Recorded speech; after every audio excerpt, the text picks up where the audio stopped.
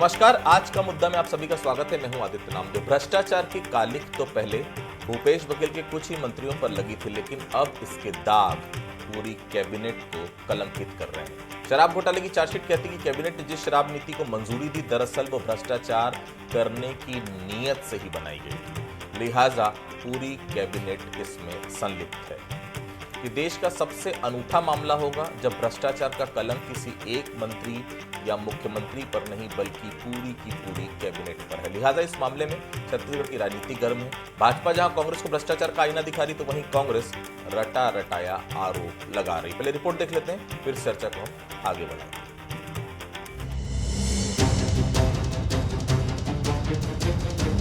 छत्तीसगढ़ के सबसे बड़े शराब घोटाले की कालिख अब सीधे पूर्ववर्ती भूपेश सरकार की कैबिनेट तक पहुंच गई है। शराब घोटाले में एसीबी और ईओडब्ल्यू ने कोर्ट में 6वीं चार्जशीट दाखिल की है, जिसमें साफ लिखा है कि शराब नीति को लागू करने में उच्च स्तर का राजनीतिक दबाव और षड्यंत्र था। चार्जशीट में आरोप है कि नई आबकारी नीति को कैबिनेट से मंजूरी दिलाने के पीछे बड़ा खेल रचा गया। इतना ही नहीं, इस पूरे घोटाले में कमीशन खोरी का खेल भी सामने आया है। कैबिनेट का नाम चार्जशीट में आने के बाद पूर्व सीएम और वर्तमान विधानसभा अध्यक्ष डॉक्टर रमन सिंह ने बड़ा हमला बोला। रमन सिंह ने कहा कि हिंदुस्तान में इस तरह का अपराध कभी नहीं हुआ। सरकार राज चला रही थी या डाका डाल रही थी? कि सरकार राज चलाती है कि सरकार डाका डालती है। सरकार के खजाने में डाका डालने का काम, इससे बड़ा अपराध हिंदुस्तान की राजनीति में कभी नहीं हुआ जो यहाँ हो रहा है। वहां पैसा आ रहा है और पैसा दो हिस्से में बट रहा है प्रामाणिकता के साथ। इससे बड़ी बात क्या हो सकती है? राजनीति क्षेत्र में काम करते हैं हम लोग, बड़ी बड़ी बात करते हैं, मगर खुले किताब की तरह करप्शन करना भी बड़ी हिम्मत की काम है भाई। ऐसे हिम्मत वालों को भी मैं सोचता हूं कि अद्भुत ही हो गए। एसीबी ईओडब्ल्यू की चार्जशीट में दावा किया गया है कि शराब सप्लायर्स को कमीशन देने के लिए FL10B लाइसेंसी व्यवस्था बनाई गई। नियमों को ताक पर रखकर 2020-21 में नई नीति लाई गई। इसके बाद शराब का पूरा खेल आसान हो गया। अब इस पूरे विवाद पर कांग्रेस बचाव की मुद्रा में है। प्रदेश कांग्रेस अध्यक्ष दीपक बैज ने कहा कि इसमें कुछ नया नहीं है। उन्होंने ये भी कहा कि शराब नीति तो रमन सरकार ने ही बनाई थी। इसके साथ ही बैज ने बीजेपी पर षड्यंत्र और प्रपंच करने का आरोप लगाते हुए कहा कि जांच एजेंसियां बीजेपी के दबाव में काम कर रही है। एजेंसियों के लिए कोई नया चीज तो नहीं है, ना हम लोग के लिए कोई नया चीज है। आबकारी नीति तो रमन सिंह के कार्यकाल में ही उन्होंने बनाया था 2017 में, और अब तो होटल ढाबे और गन्ना रस की तरह बियर बिकेगी चौक चौराहे में, ये नीति भी तो भारतीय जनता पार्टी सरकार ही बना रही है। मतलब कि किसी भी तरह कांग्रेस के नेताओं को फंसाओ, इतने मामले बनाओ कि उनको जेल भेज दें, तो कम से कम 1-1.5 साल वो जेल में रहे। कुल मिलाकर छत्तीसगढ़ की राजनीति में शराब घोटाला महाघोटाले का रूप ले चुका है, जिसको लेकर सियासत में भी संग्राम छिड़ा हुआ है। इतिहास में पहली बार किसी जांच एजेंसी ने कैबिनेट के फैसले को ही कटघरे में खड़ा किया है। पूर्व सीएम भूपेश बघेल अब सीधे रडार पर है। सवाल सत्ता की नीयत पर और फैसलों की सच्चाई पर उठ रहे हैं। अब सभी की निगाहें इस पर टिकी है कि आने वाले दिनों में एसीबी और ईओडब्ल्यू कौन सा बड़ा धमाका करेंगी। शिखर देवांगन, बंसल न्यूज, रायपुर।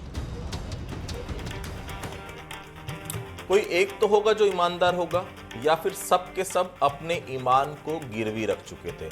हमें तो इस मुद्दे का जिक्र करने में शर्म आ रही, तो क्या उस वक्त तत्कालीन भूपेश सरकार ने इस पर रत्ती भर भी नहीं सोचा होगा? विधानसभा अध्यक्ष रमन सिंह का आरोप भले ही राजनीतिक तंज हो, लेकिन हकीकत भी तो है कि आज तक कभी कैबिनेट के किसी फैसले का किसी भी राज्य में इस तरह से चार्जशीट में जिक्र नहीं आया, जैसा कि छत्तीसगढ़ के शराब घोटाले में आ रहा है। कांग्रेस को बचाव के शब्द नहीं मिल रहे हैं। कांग्रेस के अध्यक्ष दीपक बैज आरोप के जवाब में कहते हैं कि जांच एजेंसी दबाव में काम कर रही है। तो क्या आने वाले वक्त में कांग्रेस के सभी मंत्री फंसने वाले हैं?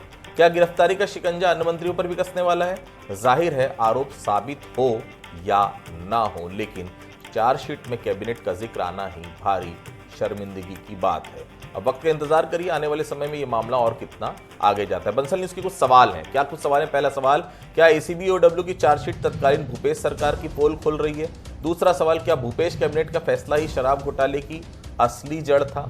तीसरा सवाल, क्या बीजेपी घोटाले का राजनीतिक हथियार की तरह इस्तेमाल कर रही है? मेहमानों से मिलवाऊंगा। पीसी रथ साहब हैं, वरिष्ठ पत्रकार हैं, बहुत स्वागत करता हूं उनका। सुरेंद्र जी मेरे साथ जुड़े हुए हैं, वरिष्ठ नेता है कांग्रेस के, बहुत स्वागत करता हूं। देवलाल साहब हमारे साथ जुड़े हैं, भारतीय जनता पार्टी के वरिष्ठ नेता प्रवक्ता, बहुत स्वागत करता हूं। सबसे पहले सुरेंद्र जी के पास चलता हूं। सुरेंद्र जी, पूरी कैबिनेट मतलब कोई ईमानदार नहीं था, या फिर भूपेश बघेल का डर था कि कोई जुबान नहीं खोल सका? अब जांच एजेंसियों के सामने क्या जवाब देगी पूरी कैबिनेट? जी आदित्य जी, भारतीय जनता पार्टी के लिखे पटकथा पर जांच एजेंसियां अमल कर रही है, पहली बार नहीं है। आपने देखा तेलंगाना का मामला, उसके बाद में आपने देखा दिल्ली में शराब सप्लाई का जो मामला था, हेमंत सोरेन का झारखंड वाला मामला भी आपने देखा। तो भारतीय जनता पार्टी का ये सेट पैटर्न बन चुका है, और मैं नहीं कर रहा हूँ। माननीय सर्वोच्च न्यायालय ने छत्तीसगढ़ में तथाकथित शराब घोटाले की जांच के संदर्भ में ये कहा। देखिए, ये तो ईओडब्ल्यू का छठवां चालान है। इसके पहले 4 चालान, मैं समझता हूँ 3 या 4 चालान जो है ईडी ने भी प्रस्तुत कर चुका है, दिया है। हमारे संविधान में अनुच्छेद 20(2) ये कहता है आदित्य जी कि एक ही मामले में एक ही व्यक्ति को एक से अधिक बार अभियोजित नहीं किया जा सकता। फिर उसी मामले में ईडी जांच कर रही है, सीबीआई जांच कर रही है, आईटी जांच करती है, एसीबी जांच करती है, ईओडब्ल्यू जांच करती है, और लगातार जो आरोपी बनाए जाते हैं उसको यह सरकार संरक्षण देती है। आपने देखा 40 अधिकारी कर्मचारी थे ईओडब्ल्यू ने जिन पर एफआईआर की है, एफआईआर में बकायदा नाम है, अभी तक गिरफ्तारी नहीं हुई। पप्पू बंसल न्यायालय से फरार हैं, उनके बयान के आधार पर किसी दूसरे को गिरफ्तार कर लिया जाता है। वो सरकारी गवाह तो बने नहीं, क्योंकि सरकारी गवाह के लिए न्यायालय की प्रक्रिया होती है, वो तो पालन हुआ नहीं। तो ये सेट पैटर्न है भारतीय जनता पार्टी का, भ्रष्टाचार का आरोप लगाओ और जेल में डालो। हमारी पार्टी में आ जाए, मतलब इनकी पार्टी के वॉशिंग मशीन में धुल जाए तो उनके सारे पाप धुल जाते हैं। देखिए, रमन सिंह ने पहली बार छत्तीसगढ़ में शराब नीति परिवर्तित की, याद होगा आपको 2012 में। बरसों पुराने अंग्रेजों के जमाने की जो पॉलिसी थी उसको बंद करके 60% कमीशन हमारी सरकार ने क्या किया? जो 12-13 में 60% कमीशन था, 12-13 और 13-14 में रमन सरकार ने 60% जो सप्लायर कंपनी है उसको दी। उसके बाद 14-15 से 16-17 तक 50%। हमारी सरकार ने उस नीति को नहीं बदला, केवल कमीशन को कम किया। जो सप्लायर है उसको कमीशन उस एवज में देना पड़ता है सेवा के, उसको 10% किया। ये 60% दे रमन सिंह को सही, और उसको कटौती करके 10% करने वाली सरकार गलत। कैबिनेट जो है आदित्य जी नीतिगत निर्णय लेती है। किसी भी पूर्ववर्ती सरकार के कैबिनेट के फैसले को देखिए अमल करना जो है वो ब्यूरोक्रेसी का काम है, उसमें कुछ खामियां हो सकती है, लेकिन कैबिनेट को दोषी बनाना, ये सीधे डर का माहौल बनाना। और भारतीय जनता पार्टी के कैबिनेट में आपको याद होगा इनके सहयोगी थे प्रेम प्रकाश पांडे, उन्होंने रमन सिंह से पूछा था हर साल 1500 करोड़ जो आ रहे कमीशन वो किसके जेब में जा रहा है? तो ये पॉलिसी जो कमीशन खोरी की थी वो रमन सिंह की थी, 60% कमीशन ये खाए। और आरोप जो है कांग्रेस पर, ये तो रायगढ़ की कार्य समिति में यही रमन सिंह स्वीकार किए थे ना कि 6 महीना कमीशन खोरी छोड़ दो, 15 साल सरकार रहेगी। आज संवैधानिक पद पर है, हम आरोप नहीं लगाना चाहते। रमन सिंह बताएगा मुक्तेश्वर में किसका रिसोर्ट है, कलकत्ता की फर्जी कंपनियों से कहां से एंट्री ली गई? तो रमन सिंह राजनीति करना है तो इस्तीफा दे दे, संवैधानिक पद है, हमको आरोप लगाना अच्छा नहीं लगता। लेकिन जो भी गड़बड़ियां की गई रमन सिंह के कार्यकाल में की गई, और ये सेलेक्टिव पॉलिटिक्स है। ठाकुर साहब, आप लोगों के आरोपों पर तो एसीबी और ईओडब्ल्यू ने मुहर लगा दी है। मतलब आप लोग जो कह रहे हैं कि पूरे 5 साल कुछ काम हुआ हो ना हुआ हो, भ्रष्टाचार खूब हुआ, कितने मंत्रियों की पेशी करवाएंगे आप लोग? देखिए, ये पेशी करवाने का काम तो ईओडब्ल्यू और ईडी और ये इनका है, जो भी एजेंसियां जांच कर रही है ये उनकी पेशी लेंगे और अदालत में पेश भी होंगे। जहां तक कांग्रेस की बात है, कांग्रेस हमेशा भ्रम फैलाती है और झूठ बोलती है। आज कांग्रेस के लोग बोल रहे हैं कि भ्रष्टाचार हुआ था, कमीशन खोरी हुई थी। तो आपकी 5 साल तक सरकार थी, 2018 से 2023 तक। अरे एक भी मामले बताइए, कहीं पर भी अगर प्रमाणित दस्तावेज हो तो उस पर कार्रवाई करवाना था। छत्तीसगढ़ की जनता या देश की जनता यही तो चाहती है कि जो नियमों में बदलाव करते हैं, जो पॉलिसी में बदलाव करके, जो सरकार पॉलिसी में बदलाव करके जो गरीबों का टैक्स का पैसा है, जो जनता टैक्स पटाती है, उन पैसे का दुरुपयोग करते हैं, उनके खिलाफ कार्रवाई होनी चाहिए कि नहीं होनी चाहिए, ये महत्वपूर्ण बात है।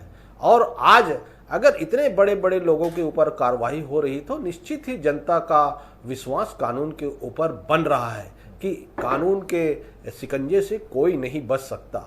और रही बात कैबिनेट की, तो निश्चित ही किसी नीति बदलाव में कैबिनेट का अहम रोल रहता है। वो पूरा कैबिनेट निर्णय लेता है, उसके बाद ही उस नीति में बदलाव होता है। अगर चार्जशीट में इन लोगों का नाम आया है तो निश्चित ही आने वाले समय में ऐसा ना हो कि छत्तीसगढ़ में एक कहावत ना रह जाए कि पुराने नीचे के लोगों को ऐसा लगता है कि बड़े लोग बच जाते हैं, कानून के नजरों से, गिरफ्त से बच जाते हैं। तो भारतीय जनता पार्टी की शासन काल में कानून से बड़ा कोई नहीं है, भ्रष्टाचार करने वाला कोई भी व्यक्ति नहीं बचेगा और जेल ही उसके लिए सुरक्षित जगह है। सरगुजा सांसद क्या हुआ, वॉशिंग मशीन में धुल गए, उनका भी तो नाम आया था, क्या हुआ उनका ठाकुर साहब? जी देखिए, मैं कौन सा मामले में था मुझे महाराष्ट्र लिए चलता हूँ, आपको डिप्टी सीएम याद होगा, आपको नाम कितने का आरोप आप ही ने लगाया था, कुछ बताइए। सुरेंद्र जी प्लीज, आपने प्लीज आपके समय आऊंगा जी, मैं ले रहा हूँ जी। अगर किसी के मामले की जांच चल रही है तो ये देखिए फिर डिफेंसिव मोड पर आ जाते हैं ठाकुर साहब। भारतीय जनता पार्टी किसी को सर्टिफिकेट नहीं देती, वो जांच की एजेंसी ही बताएगी कि उसके प्रमाणित दस्तावेज कितने हैं उसके पास और कितने के ऊपर। जब उनके ऊपर आरोप था तो आप लोगों ने भारतीय जनता पार्टी किसी को प्रमाणित नहीं करती कि अपराधी है कि अपराधी नहीं है। अगर भ्रष्टाचार हुआ है, हम विपक्ष में है तो हम आंदोलन करेंगे, पक्ष में है तो कार्रवाई करेंगे, कोई दिक्कत नहीं। इसमें कांग्रेस को भी किसने रोका है? कांग्रेस की सरकार। रथ साहब, डॉक्टर रमन सिंह जो कह रहे हैं वाकई में सही है। देश में ये अनूठा मामला है, सबसे अनूठा मामला, जब कैबिनेट का ही जिक्र चार्जशीट में आ गया है। अब तक तो मुख्यमंत्री का नाम आता था, मंत्रियों का नाम आता था, यहां तो पूरी की पूरी कैबिनेट।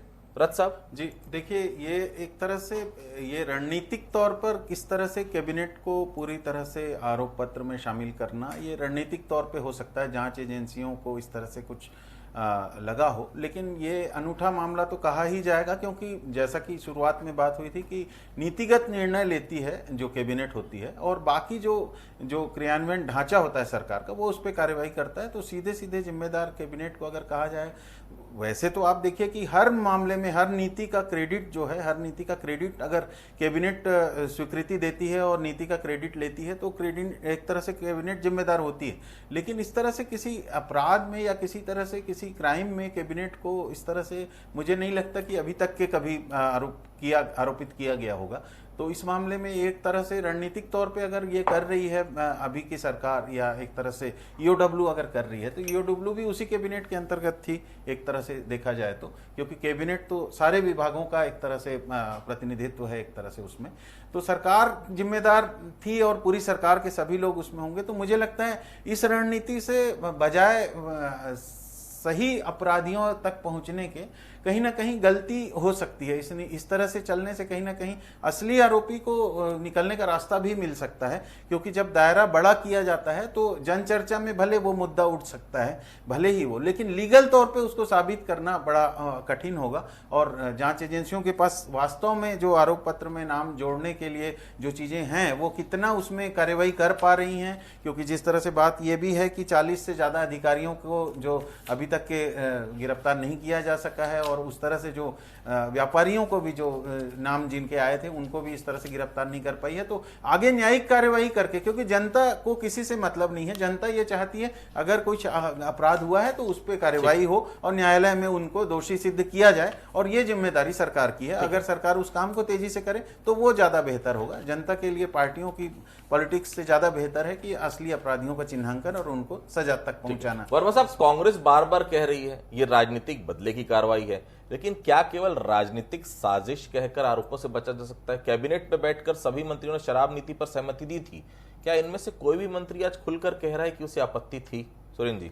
आदित्य जी देखिए, मैंने पहले भी कहा, शराब नीति जो परिवर्तित की गई थी वो रमन सिंह के समय की गई थी, और उसके चहेते समुद्र सिंह जो दूसरे विभाग के थे, आपको भी पता है, उनको लाके बैठाया गया था और उनके भ्रष्टाचार प्रमाणित भी हुए, 2 साल जेल में रहे। हमारी सरकार आने के बाद में कोई नीति में परिवर्तन नहीं हुआ, कमीशन के दरों में जरूर परिवर्तन हुआ, राष्ट्र हित में, राज्य के आर्थिक हित में वो कमीशन में कटौती की गई। FL10 का ये आरोप लगाते हैं। 2023 दिसंबर 2023 में जब तक हमारी सरकार थी, आज जो है 20 महीने के दौरान उसमें 5 गुना वृद्धि की गई। 3 बार शायद सरकार में पिछले 20 महीने में 3 बार आबकारी नीति में परिवर्तन किया गया। तो कमीशन खोरी कौन कर रहा है? FL10 के लाइसेंस कौन बेच रहा है? Bharatiya Janata party selective politics करती है अपने चहेतों को बचाने के लिए और अपने पक्ष में माहौल बनाने के लिए, विरोधियों को कुचलने के लिए एजेंसियों का दुरुपयोग कर रही है। पूरे देश में यही चरित्र है। 3 साल हो गए शराब घोटाले का आरोप लगा के जो फाइल खोल के बैठे हैं। जांच एजेंसियों के लिए भी तय सीमा होती है। CRPC की समय जो सीमा होती है सामान्यतः जो 90 दिन के भीतर प्रस्तुत करना होता है। ये फाइल खोल के बैठे हैं, जब चाहे जिसका नाम जोड़ दे, जब चाहे जिसका नाम हटा दे। और ये तो ऐसा हो गया है कि जितने दागी, जितने भ्रष्टाचारी, जिनको ये आरोप लगाते थे जिन पर, अपनी पार्टी में शामिल करने का हथियार ये जांच एजेंसियों को बना लिए। प्रफुल्ल पटेल, नारायण राणे, एकनाथ शिंदे, अशोक चौहान, कितने नाम है, हेमंत बिस्वा शर्मा, जो दूसरे दल में थे तो आरोपी थे, हजारों हजार करोड़ का ये आरोप लगाते थे। इनकी पार्टी में जाने के बाद यही जांच एजेंसियां, कई में तो चालान प्रस्तुत हो गया था, ये न्यायालय में आवेदन देके मामले वापस ले रहे हैं। तो ये भाजपा का सेलेक्टिव पॉलिटिक्स का नमूना है। भारतीय जनता पार्टी लगातार केवल विपक्षियों को डराने, धमकाने और इस प्रकार से अब तो ये संविधान की गरिमा को भी भूल चुके हैं। कैबिनेट के फैसले को आपराधिक बताने वाले भारतीय जनता पार्टी, ये बताए ना क्या मजबूरी थी, क्या आवश्यकता थी रमन सिंह की, कि 2012 में सैकड़ों साल से अंग्रेजों के समय का जो आबकारी नीति था उसको बदला, और जो 60% कमीशन था उस समय, जो बाकी राज्यों में जो कमीशन दिया जाता था उससे 3 गुना ज्यादा था। 20% से ज्यादा कोई राज्य नहीं दे रहा था। जो रमन सिंह 60% दिए, कितना पैसा उनको आया ये बताए। तो सारे घपले घोटाले तो ये करे, और क्योंकि ये मोदी जी के साथ खड़े हैं तो ये पाक साफ है। ठीक है ठाकुर साहब, अगर पूरी कैबिनेट भ्रष्टाचार में शामिल थी तो क्या विपक्ष की भूमिका निभा रही भाजपा ने उस समय सदन में कोई ठोस विरोध दर्ज कराया था? मुझे तो याद नहीं। क्या आप लोग इंतजार कर रहे थे कि हमारी सरकार आएगी, ईओडब्ल्यू से जांच कराएंगे? उस वक्त क्यों चुप थे ठाकुर साहब? जी देखिए, हमने रोड से लेके सदन तक आंदोलन किया था। कहीं पर ये चुप रहने वाली बात नहीं है। शराब घोटाला को लेकर भारतीय जनता पार्टी शुरू से मुखर रही है, और ये लोग शराब घोटाला की बात अभी से नहीं है। डॉक्टर रमन सिंह के ऊपर आरोप लगा देना आसान है। आपके पास, मैं फिर से बोल रहा हूं, कांग्रेस के पास 5 साल सरकार थी। प्रेम प्रकाश पांडे 5 साल में कैबिनेट में आया था। 1500 करोड़ हर साल का रमन सिंह थे। नोटिस दिया जो प्रतापगढ़िया उत्तराखंड में रिसोर्ट बनाने वो सही, जो यहाँ मुद्दा लेके आने वाले रखानी, यहाँ अंदर खड़ी करने वो सही। राजस्थानी भाजपा जो है वो ये आरोप लगा दे रहा है को नहीं मिला हो, लेकिन जिस प्रकार से सिंडिकेट चला रहे हैं, जिस प्रकार से परिवार सिंडिकेट चल रहा है, अभी चल रहा है, सरकार में परिवार सिंडिकेट चला रहा था। कितने कांग्रेस के लोग कहाँ थे? सरकार ने पिछले 20 महीने में कितने परिवार में छत्तीसगढ़ की सरकार है, ये तावड़े के साथ की सरकार थी। सवन्नी में क्या कार्रवाई की? मुख्यमंत्री के सचिवालय से कोई भ्रष्टाचार तो इस कमीशन खोरी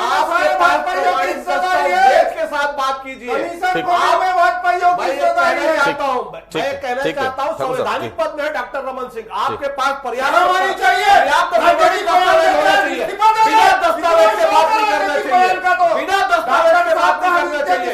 कांग्रेस की यही स्थिति है। भ्रष्टाचार करने के बाद कांग्रेस के लोग भ्रष्टाचार करने के बाद नहीं लगा सकते। आपके पास प्रमाणित दस्तावेज होना चाहिए। बिना प्रमाण के किसी के ऊपर आरोप नहीं लगाया जा सकता। आपके पास 5 साल सरकार की, 5 साल में कांग्रेस ठीक है प्लीज, ठीक है ठाकुर साहब प्लीज, ठीक है ठाकुर साहब प्लीज, ठीक है रथ साहब ठीक है रथ साहब, अगर पूरी कैबिनेट पर संदेह है तो क्या जनता के भरोसे से खिलवाड़ नहीं है? मतलब 15 साल बाद सत्ता में लौटी कांग्रेस, लूट लो जितना लूट सको। तो रथ साहब जी देखिए, ये आरोप जब तक के प्रमाणित ना हो जाए तब तक के आरोप की शक्ल में है। देखिए, जब तक के न्यायालय में चीजें जाएंगी नहीं, क्योंकि हम लोगों ने अभी तक के लगातार जो लंबा समय ले रही है जांच एजेंसियां, उसको लेकर के सवाल है कि ये राजनीतिकरण तो नहीं है मामलों का। क्योंकि अगर आपको सजा देनी है तो आप सजा देने में अगर रेवेन्यू कोर्ट की तरह 10-10, 20-20 साल का समय लगाएंगे तो आगे चल के चीजें तो तथ्यहीन हो जाएंगी, गायब हो जाएंगी। अभी जो अधिकारी हैं वो रिटायर हो जाएंगे, अभी जो लोग हैं उनकी उम्र ज्यादा हो जाएगी तो उस आधार पर भी वो बच जाएंगे सजा से। तो असली तो न्यायिक सिस्टम ये होता है कि अगर आपके पास सबूत हैं तो उन्हें रखिए कोर्ट में जल्दी से जल्दी चीजों को, क्योंकि डबल इंजन की सरकार है, इनको किसी चीज में देरी की जरूरत नहीं है। इनको कहीं से कोई अटका दिया है या कहीं कुछ हो गया है वो वाली बात नहीं है। जल्दी से जल्दी जांच किया जाए और सही फैसले पे पहुंचा जाए, कोर्ट तक के चीजें आगे बढ़ें। और फिर निश्चित रूप से इन सब कामों में और समय लगेगा, दूसरे कोर्ट में भी सामने वाला भी जाएगा, तो कम से कम निचले स्तर पर ईओडब्ल्यू को अपनी फाइल जल्दी से जल्दी कोर्ट में रख करके चीजों केस को आगे बढ़ाना चाहिए और पता करना चाहिए कि सच्चाई क्या है। तो क्योंकि केवल राजनीतिक फायदे के लिए इस तरह की चीजों का इस्तेमाल किया जाना प्रदेश की जनता के लिए भी सही नहीं है, क्योंकि अभी हम देखते आए हैं कि इन चीजों को लेकर के जो ईडी वगैरह की कार्यवाही को लेकर के सुप्रीम कोर्ट ने बहुत हार्ड कई तरह के कमेंट किए हैं, और उसके बाद इन चीजों को लेकर के सरकार को संवेदनशील तरीके से इन चीजों को करना चाहिए और केवल राजनीतिक वितंडा खड़ा करने के लिए नहीं करना चाहिए। कार्यवाही में तेजी लानी चाहिए ताकि लोगों तक सच्चाई तक लोग पहुंच पाए और पता चल पाए कि वास्तव में साहब कांग्रेस बार बार कह रही कि राजनीतिक बदले की कार्रवाई, लेकिन क्या केवल राजनीतिक साजिश कहकर आरोपों से बचा जा सकता है? कवासी लखमा अभी तक जमानत नहीं ले पाए, चैतन्य बघेल को राहत नहीं, भूपेश बघेल को सुप्रीम कोर्ट ने झटका दे दिया है। जांच एजेंसी अगर गलत कर रही तो कोर्ट से आपको राहत क्यों नहीं मिल रही? आदित्य जी, यही तो भाजपा का राजनीतिक पाखंड है और ये षड्यंत्र रचने के लिए ही 2019 में और 2017 में ईडी के कानून में परिवर्तन किए ताकि जमानत न मिल सके। ये केवल कांग्रेस आरोप नहीं लगा रही है, न्यायालय में, सर्वोच्च न्यायालय में आपने देखा कि किस प्रकार से जो यूपी एसटीएफ के द्वारा जो होलोग्राम के मामले में एफआईआर दर्ज की थी उसको निरस्त किया। 5 मई को जो कठोर टिप्पणी छत्तीसगढ़ में हो रही कार्रवाई को लेकर सर्वोच्च न्यायालय ने कहा, मैं कोट कर रहा हूं उसको, उसने कहा जस्टिस ओखा की न्यायालय ने कि एक सेट पैटर्न बन गया है भारतीय जनता पार्टी के संरक्षण में, जो है ये राजनीतिक अखाड़ा बना दिया गया है। ईडी को जो है एक टूल्स की भांति उपयोग किया जा रहा है, केवल आरोप लगाइए बिना तथ्य के, और ये एक पूरे देश में पैटर्न बन गया है। हवाला मत दीजिए, आप सबूत आपके पास है नहीं, केवल आरोप लगाने का काम और जेल में डालने का आप काम कर रहे हैं। और यह भी कहा कि अनिश्चित काल तक आप जेल में डाले रखना चाहते हैं बिना सबूत के, आरोप लगा के। इतने कठोर कमेंट किसी जांच एजेंसी के लिए आज तक हिंदुस्तान के इतिहास में नहीं आया। ये मोदी शाह का अधिनायकवाद है जिसका राजनीतिक तौर पर ये मुकाबला नहीं कर सकते, उनको इसी तरह से षड्यंत्र रचते हैं और ईडी को, आईटी को, संवैधानिक एजेंसी, जांच एजेंसियों को काम पे लगाते हैं और जेल जाने का डर दिखाते हैं। और जो भाजपा में शामिल हो जाता है इनके डर के आगे झुक जाता है, उनके सारे दाग माप आपने देखा, आपने उदाहरण भी दिया। जो चिंतामणि महाराज है हमारी पार्टी में थे, विधायक थे, तो वो आरोपी थे, ईडी के आरोपी थे, अब जांच रोक दी गई, भाजपा से सांसद हैं। तो ये भारतीय जनता पार्टी का सेट पैटर्न है। और यदि शराब नीति में कभी किसी ने कोई बदलाव किया तो वो 2012 में रमन सिंह ने किया। यदि भ्रष्टाचार को फोकस में रख के कोई बदलाव हुए तो वो रमन सिंह के कार्यकाल में हुए। उन्हीं के सहयोगी मंत्री प्रेम प्रकाश पांडेय ने आरोप लगाए थे। ये तो जवाब देना, अगर जांच ही करना है तो 2012 तक की जो नीतियां हैं उसको दायरे में लाके करे। जो भाजपा में है वो जांच एजेंसियों के रडार से बाहर, ये कैसा कानून?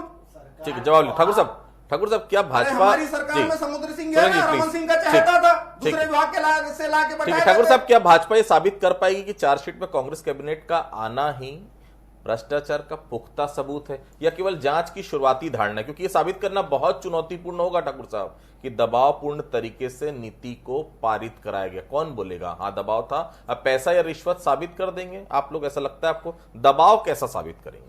देखिए, भारतीय जनता पार्टी को कोई चीज साबित करने की जरूरत नहीं है। जो जांच एजेंसियां हैं वो कार्रवाई कर रही है, वो साबित करेगी। भारतीय जनता पार्टी ने तो कैबिनेट का नाम चार्जशीट में नहीं दिया है। दूसरी बात कहना चाहूंगा मैं, बार बार कांग्रेस के लोग इस बात को कहते हैं कि डॉक्टर रमन सिंह के समय नीति है। आपकी 5 साल सरकार, अरे सुनिए, आप सुनिए, पहले आप सुनिए, यही आपको सुनना पड़ेगा, आपको सुनना पड़ेगा। आप बोल रहे थे तो मैं सुन रहा था, आप बोल रहे थे तो मैं सुन रहा था, आप बोल रहे थे तो मैं सुन रहा था। रमन सिंह ने किया, आप चिल्लाने से भ्रष्टाचार, मेरा आरोप नहीं है, चिल्लाने से भ्रष्टाचार दबेगा नहीं, चिल्लाने से भ्रष्टाचार दबेगा नहीं। भूपेश बघेल जिस प्रकार से छत्तीसगढ़ को लूटा है, छत्तीसगढ़ की पॉलिसी को लूटा है, छत्तीसगढ़ के पैसे को लूटा है, छत्तीसगढ़ की जनता कभी माफ नहीं करेगी।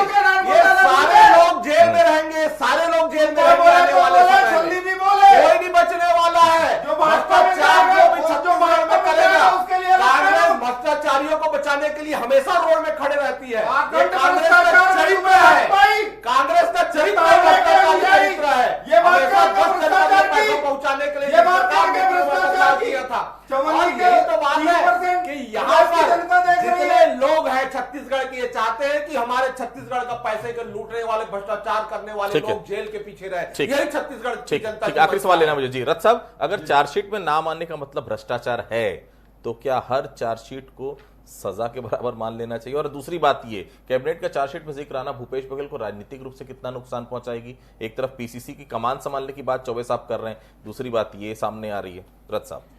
जी, मुझे लगता है इस कदम से जो भूपेश बघेल हैं उनको तात्कालिक रूप से फायदा होता दिखाई दे रहा है। मुझे ऐसा लगता है कि जिस चीज को लेकर के वो सबसे ज्यादा घिरे हुए थे और खासतौर पे उनके घर में उनके बेटे को जिस तरह से जमानत नहीं मिल पा रही है और जिसको लेके वो कोर्ट के चक्कर लगा रहे हैं, उसके कारण उनके ऊपर बहुत ज्यादा प्रेशर था। तो अब ये पूरे मंत्रिमंडल को अगर आरोपी बना रही है अब ईओडब्ल्यू अपनी चार्जशीट में, तो इससे भूपेश बघेल थोड़ा राहत महसूस कर रहे होंगे, क्योंकि उन्हें लग रहा होगा कि जब काम किया गया है सामूहिक रूप से तो जिम्मेदारी सबकी निर्धारित हो रही है, तो कम से कम व्यक्तिगत तौर पे वो जो उनके ऊपर तनाव की स्थितियां थी उससे उनको राहत मिल रही होगी। लेकिन ये सबसे बड़ा सवाल ये है, जो मैंने इसके पहले भी कहा था, कि अगर मंत्रिमंडल को आरोपी बना रही है ईडी, तो उस ये जो ईओडब्ल्यू, तो उसके बाद उस मायने में उस तरह के सबूत हैं क्या, उनको उस तरह से कोर्ट में साबित करने के लायक सबूत हैं क्या उस तरह से, क्योंकि केवल मंत्रिमंडल के फैसले के आधार पर उनको किसी तरह से सजा दिया जाना जो है संवैधानिक तौर पर मुश्किल होगा, बहुत कठिन होगा। तो अब ये आगे देखना होगा कि आगे चल के उसको किस तरह से गवाहियां होंगी और किस तरह से उनको जुरिडिक्शन सिस्टम जो है उसमें उन चीज को प्रूफ किया जा सकेगा। ये चैलेंजिंग होगा निश्चित रूप से। ठीक है, देखिए 2018 में कांग्रेस सत्ता पे आई थी ये वादा करके कि हम शराबबंदी करेंगे, बस्तर को छोड़कर मैं ऐड कर रहा हूं उसमें, लेकिन 5 साल शराब चलती रही। 2023 में विष्णुदेव साय मुख्यमंत्री बने। देखिए, शराब के जो पैसे होते हैं उसी से सरकारें चलती हैं, इसमें कोई दो राय नहीं है। शराब के नशे में नीतियां डामाडोल होते रहती हैं, लेकिन शराब न कभी छत्तीसगढ़ में बंद हुई थी, न कभी शायद बंद हो पाएगी। इसी तरह शायद हम 2028 में फिर इसी विषय पर डिबेट करेंगे कि शायद तत्कालीन सरकार पर फिर कोई आरोप लग गया। तो शराब के आरोप पिछली सरकार पर भी लगा था, उसके पिछली सरकार पर भी लगातार कांग्रेस यहाँ लगाई रही। 2018 में जिस प्रकार से नीति बदली, और शायद आने वाले समय में फिर एक आरोप पहले से ही तैयार बैठा। आप सभी से जुड़े, आप सभी लोगों को बहुत बहुत धन्यवाद। आज का मुद्दा में फिलहाल इतना ही, बाकी खबरों के लिए आप लगातार बने रहिए बंसल न्यूज के साथ। नमस्कार।